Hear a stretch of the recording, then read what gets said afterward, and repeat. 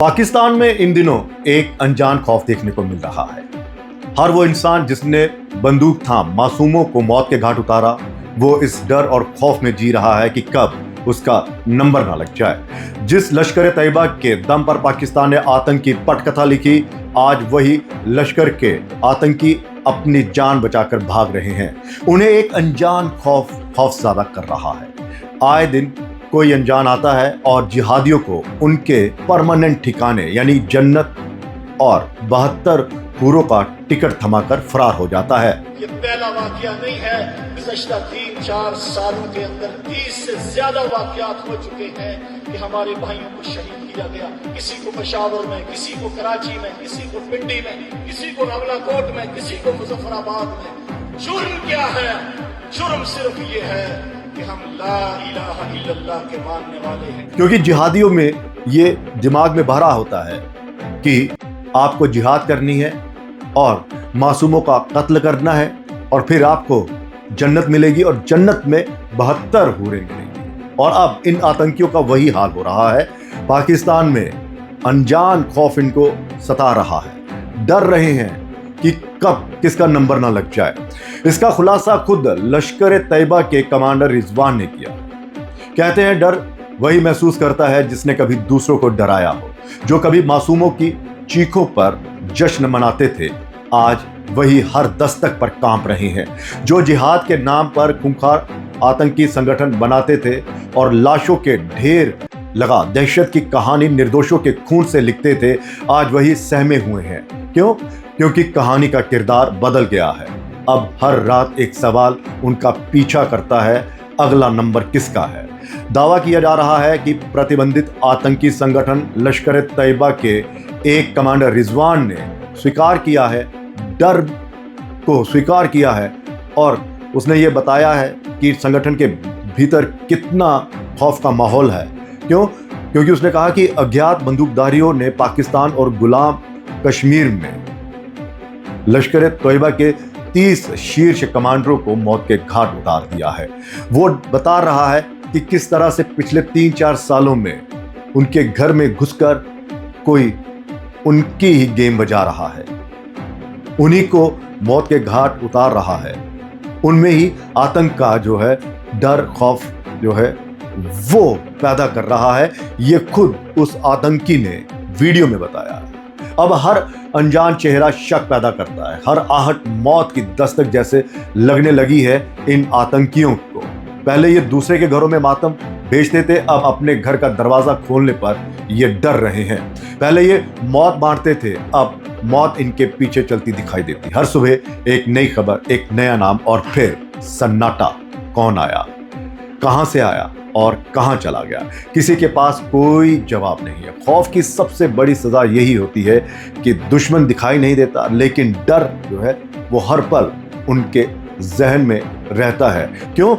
क्योंकि आपको बता दें कि पाकिस्तान के पेशावर, कराची, रावलपिंडी, पीओजे के जैसे इलाकों में भारत के मोस्ट वांटेड आतंकियों को निशाना बनाया गया। पुलवामा हमले के मास्टरमाइंड हमजा और लश्कर के कई बड़े हैंडलर्स की रहस्यमयी हत्याओं ने हाफिज सईद और मसूद अजहर जैसे बड़े बड़े आतंकी के आकाओं की नींद उड़ा दी। आतंकियों को डर है कि उनके सुरक्षित ठिकानों में अगला नंबर किसका होगा। दरअसल घर में घुसकर जो मारने वाली बात हो रही है, ये उससे भी डरे हुए हैं, लेकिन उसका एहसास हर पल रहता है।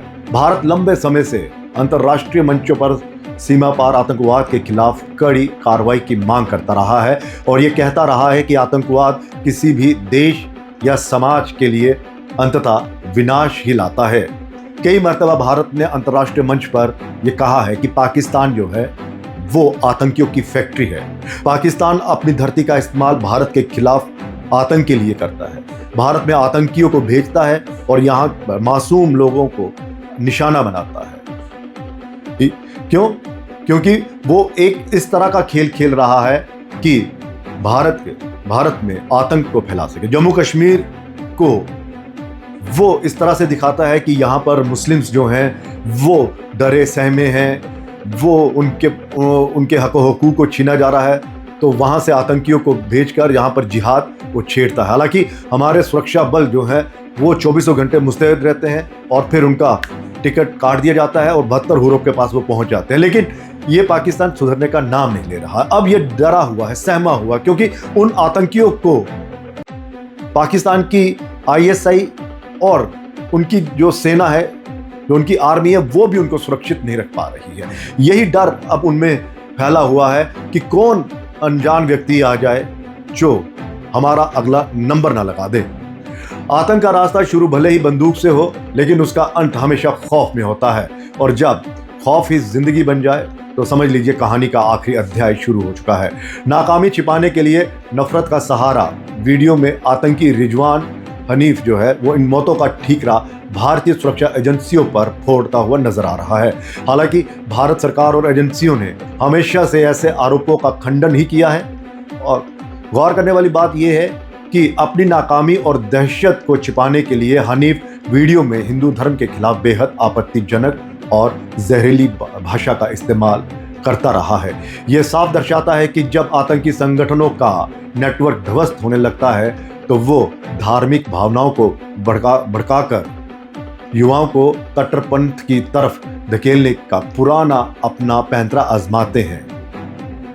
अब वो यही कह रहा होगा कि देखिए, ये जो धुरंधर फिल्म आई थी उसमें जिस तरह से वो धुरंधर वाला रोल वो किया था, वो यहाँ पर देखने को मिल रहा है, और वो भारत पर ही ये आरोप लगा रहा है कि इस सब के पीछे भारतीय एजेंसियों का हाथ है। हालांकि भारत सरकार ने पहले ही नकार दिया है और ना ही भारत को ज़रूरत है इस तरह के हथकंडे अपनाने की।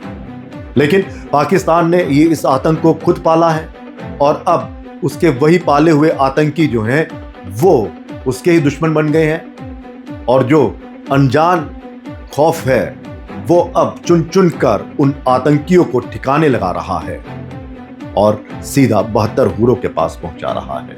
तो ये डर कैसा है, कायम रहना चाहिए? आपका क्या कहना है? आप इस पर कमेंट करिए, और रेडियो संवाद को लगातार देखते रहिए। इससे लाइक करिए, सब्सक्राइब करिए और बेल वाला बटन ज़रूर दबाइए ताकि नोटिफिकेशन जो है आपके पास आती रहे। लेकिन जाते जाते फिर वही सवाल, ये डर क्या कहता है?